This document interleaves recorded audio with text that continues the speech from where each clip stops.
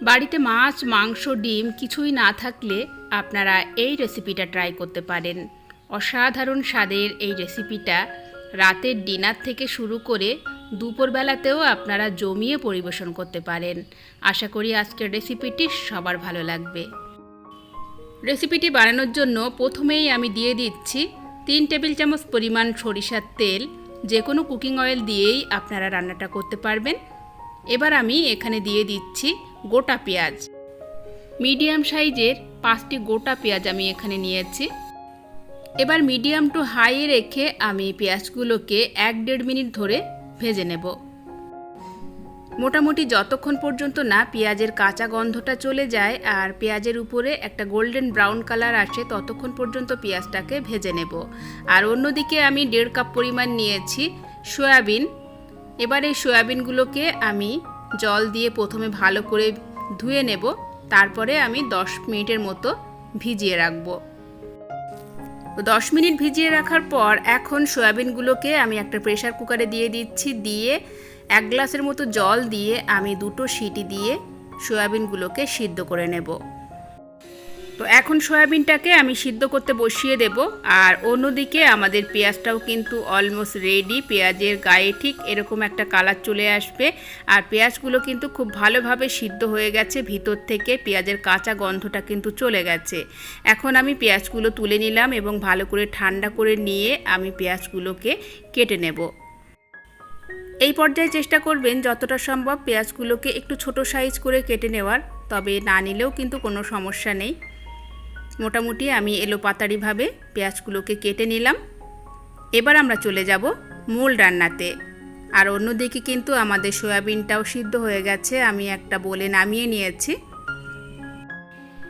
এবার আমি কড়াইয়ে পরিমাণ মতো সরিষার তেল দিয়ে 2টো দারুচিনি দিয়ে দিলাম। তো এখানে তেলটা গরম হয়ে গেছে। এখন আমি এখানে দিয়ে দেব আগে থেকে যে ভেজে রেখেছি পেঁয়াজ, সেই কেটে রাখা পেঁয়াজগুলো দিয়ে দিলাম। পেঁয়াজগুলো দিয়ে এখন আবারও কিছুক্ষণ ধরে পেঁয়াজগুলোকে ভেজে নিতে হবে। মোটামুটি 1 মিনিটের মতো আমি পেঁয়াজগুলোকে ভেজে নিলাম। এখন আমি এখানে দিয়ে দিচ্ছি একটা টমেটো কুচি। টমেটোটা দেওয়ার পর এখন পেঁয়াজ আর টমেটোটাকে খুব ভালো করে কিছুক্ষণ কষিয়ে নিতে হবে। তো এখানে পেঁয়াজ আর টমেটো খুব ভালোভাবে কষিয়ে নিয়েছি।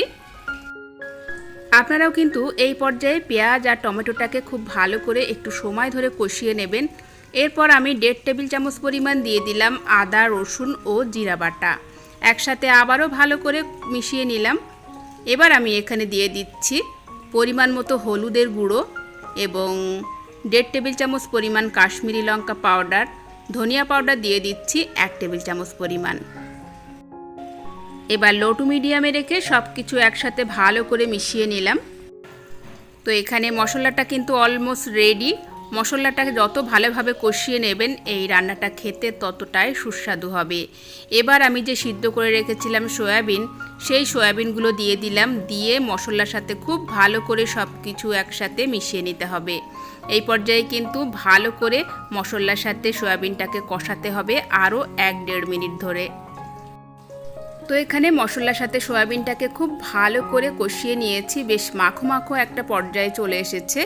এই পর্যায়ে আমি দিয়ে দেব সামান্য একটু জল এবং অবশ্যই কিন্তু আপনারা উষ্ণ গরম জল দিয়ে দেবেন, কারণ যে কোনো রান্নায় উষ্ণ গরম জল দিলে কিন্তু রান্নার টেস্টটা আরও বেড়ে যায়। জলটা দিয়ে এখন সব কিছু একসাথে ভালো করে মিশিয়ে নিলাম।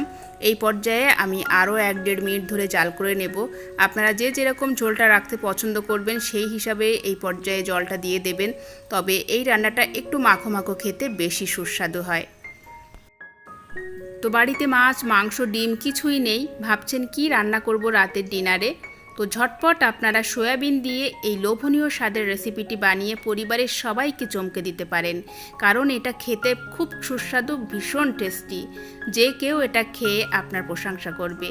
আশা করি আজকের রেসিপিটি সবার ভালো লেগেছে। রেসিপিটি ভালো লাগলে লাইক, শেয়ার এবং সাবস্ক্রাইব করার অনুরোধ রইল। তো এখন কিন্তু রান্নাটা অলমোস্ট রেডি। আমি উপর থেকে একটু গরম মশলা পাউডার ছড়িয়ে দিলাম আর সেই সাথে সামান্য একটু ঘিটা সম্পূর্ণ অপশনাল, চাইলে আপনারা স্কিপ করতে পারেন। আর এখন কিন্তু আমাদের রান্নাটা অলমোস্ট রেডি। আমি হাতে বেলার রুটি দিয়ে আর এই লোভনীয় স্বাদের সয়াবিন দিয়ে রাতের ডিনারটা রেডি করে দিলাম। দেখে নিশ্চয়ই বুঝতে পারছেন সয়াবিনের এই রেসিপিটা কতটা লোভনীয় হয়েছে। আজকের মতো বিদায় নিচ্ছি, দেখা হচ্ছে আগামী পর্বে নতুন রেসিপি নিয়ে।